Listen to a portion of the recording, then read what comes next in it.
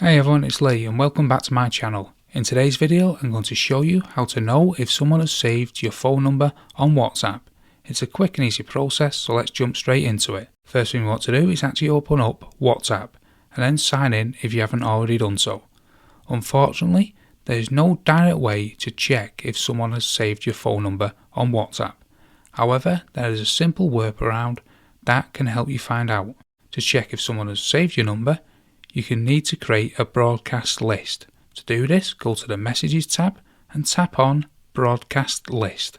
Then tap on New List and then add the contacts you want to include in the list. Now, if someone has saved your number in their contacts, they will receive the message from you through the broadcast list. If they respond to your message, it means they have your number saved in their phone. If they don't respond, it's either because they don't want to or because they don't have your number saved. And that's it. Hope this tutorial is helpful for you. If you have any questions, feel free to leave them in the comment section below, and don't forget to give the video a thumbs up and subscribe to our channel for more helpful tech tutorials. Thanks for watching, and I'll see you in the next one.